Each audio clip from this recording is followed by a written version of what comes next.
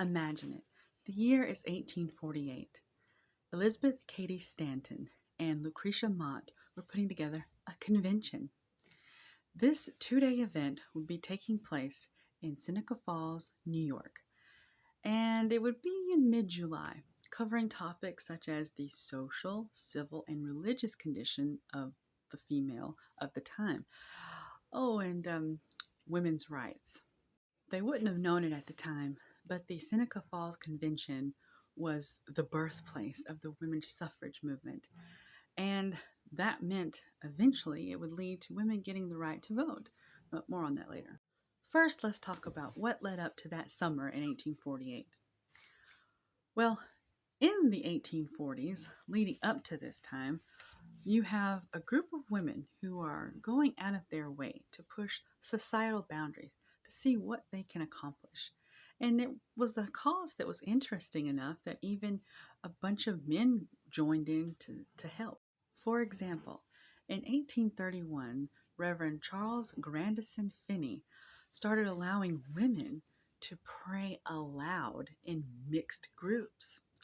This was a period of time that was referred to as the Second Great Awakening. It was a time of Protestant revivals that led to other reform movements. A year later, William Lloyd Garrison created an abolitionist society where he encouraged women to not only take part, but to speak up about their thoughts on the abolitionist movement.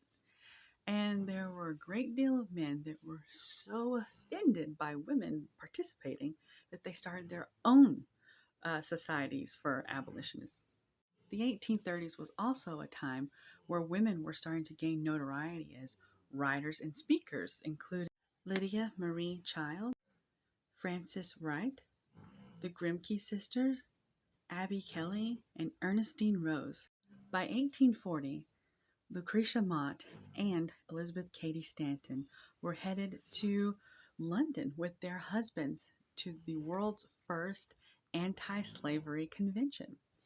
Garrison was convinced that when the ladies got there, they would be able to speak their minds about the abolitionist movement. However, when they got to London and got to the convention, they discovered that they were only allowed to participate by sitting in the gallery and watching. Stanton and Mott became friends at the convention, and on their way back to America, they put together an idea. They were so mad about not being able to participate in London that they were going to put together their own convention for women's rights. Little did the ladies know at the time that there was a woman back home named Margaret Fuller who was already having some chats, not conventions per se, but chats with women about the great questions of the day based on their sex. For some perspective, women in the 1840s had their lives dictated by men. They weren't allowed to sign contracts, inherit property, serve on a jury, or even vote. And despite what some novels may tell you about that time period, there were women who needed to bring in an income. And if they even could find an opportunity to work, they would automatically be hired at half the rate for the same work than a man. A year after London, Stanton made her first public speech in front of 100 women.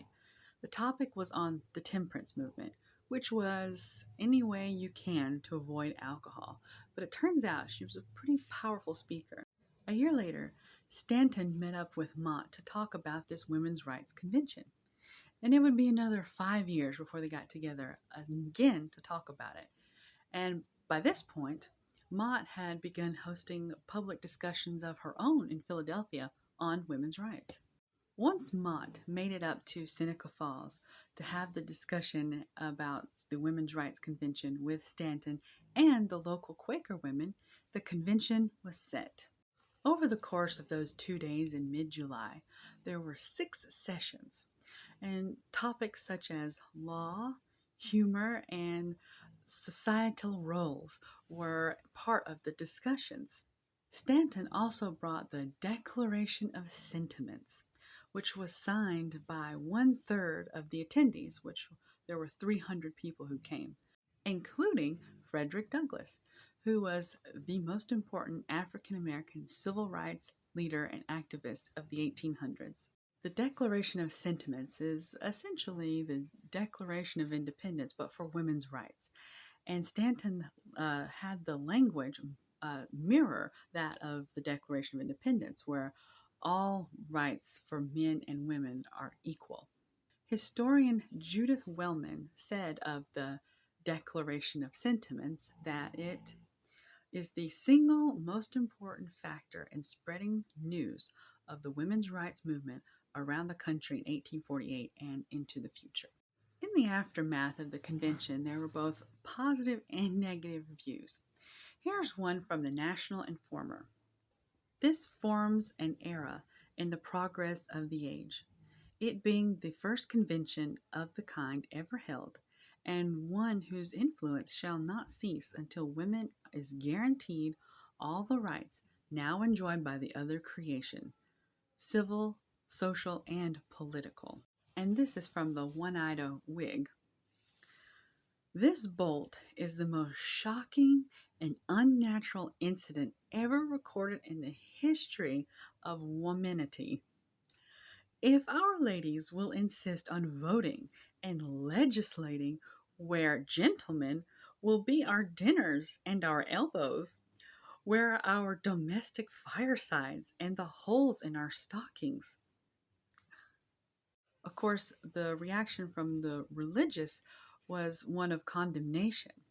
Most of the religious leaders who were speaking out about it, spoke highly critically of it, and that includes some of the religious leaders who actually attended the convention.